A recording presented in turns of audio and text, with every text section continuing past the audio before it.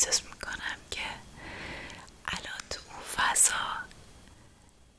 و اون اتمسفر یه مامان مهربونه که همیشه حواسش به خانواده است. میخوام این صدا رو با هم دیگه گوش بدیم. گوش بده.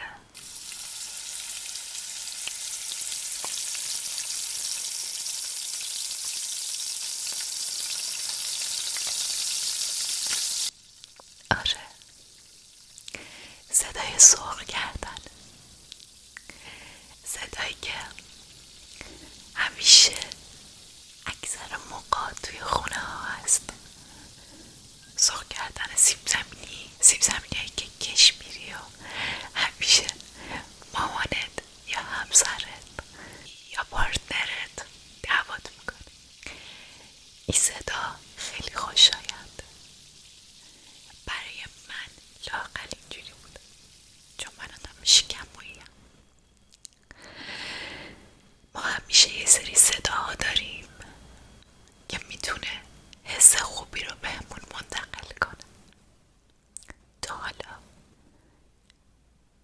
به این صدا با دقت با چشمای بسته گوش دادی؟ گوش بده.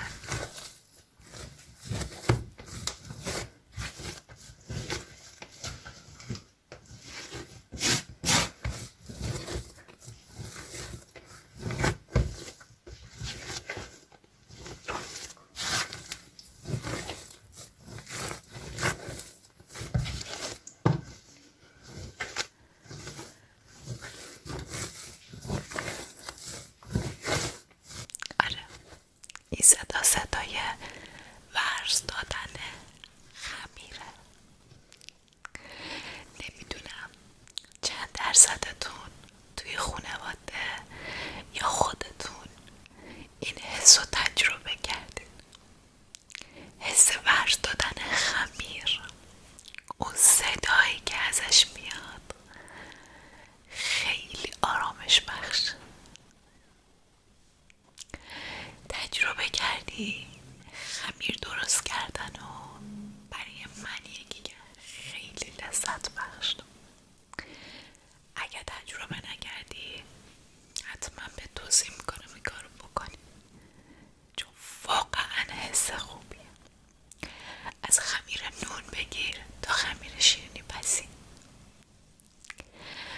واقعا این صدا خیلی برای من جذاب بود. یه سری صدا هم هستش که وقتی بهش گوش میدی اینجا آب میافته. فکر کنم که متوجه شدی چیو دارم بهت میگم. آره، خودش. گوش کن.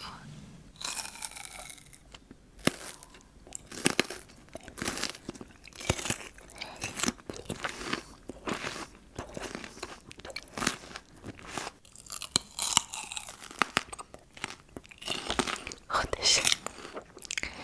وای که دلم خواست این صدا همین که هوس انگیزه، همین که آدم حس خوب میگیره، ازش انرژی مثبت میگیره. البته درصد بگیریم 90% اینجوری هم، 10% و نمیدونم شاید حس خوب نگیرم.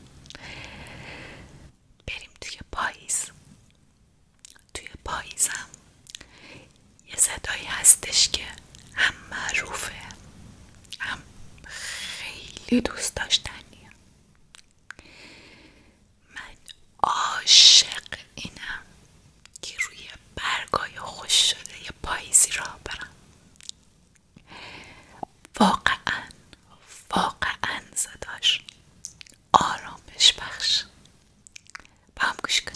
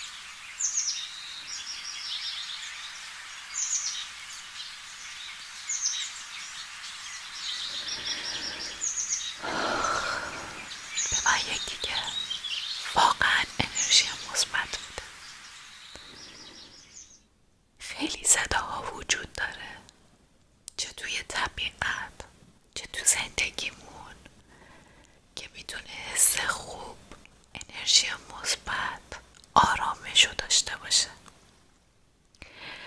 شاید بعضیا رو اصلا متوجه نشیم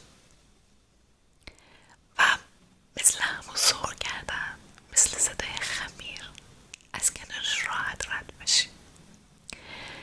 ولی واقعا این صدا وقتی که چشماتو ببندی و با حس خوب گوش بدی، اون موقع است که انرژی بخشه، آرام بخشه. بازم گوش بدیم، بریم سراغ صدای خورد کردن. خورد کردن میتونه خورد کردن سبزیجات باشه، میتونه خورد کردن هر چیزی باشه. بریم هم دیگه گوش بدیم.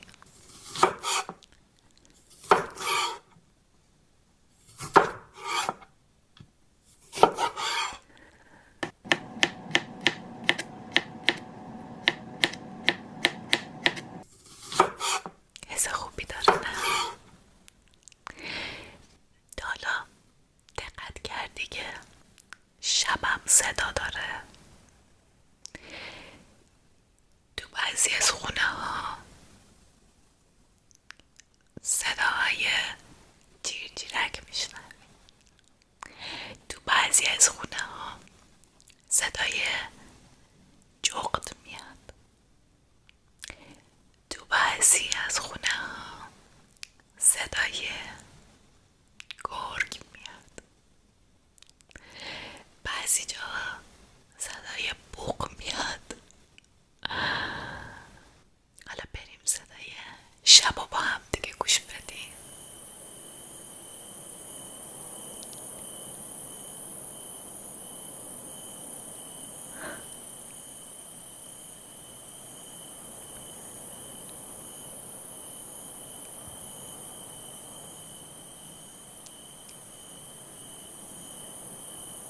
خیلی صداها وجود داره توی دنیا، توی زندگی روزمرمون، که اگه با حس مثبت بهش گوش بدیم میتونه حالمون رو خوب بکنه. ما میتونیم از صدای طبیعت هم لذت ببریم، میتونیم از موزیک هم برای آرامش خودمون استفاده کنیم و باهاش ریلکس کنیم. از این به بعد به صداها بیشتر دقت کن. شاید تو صدایی رو گوش بدی و بهش دقت کنی که بیشتر بهت انرژی بده. بهم بگو تو با چه چیزی حالت خوب میشه و ریلکس میکنی و آروم میشه. بیا به یه موزیک آروم گوش بدیم و ریلکس کنیم و آروم آروم بخوابیم. چشماتو ببند و به این موزیک گوش بده.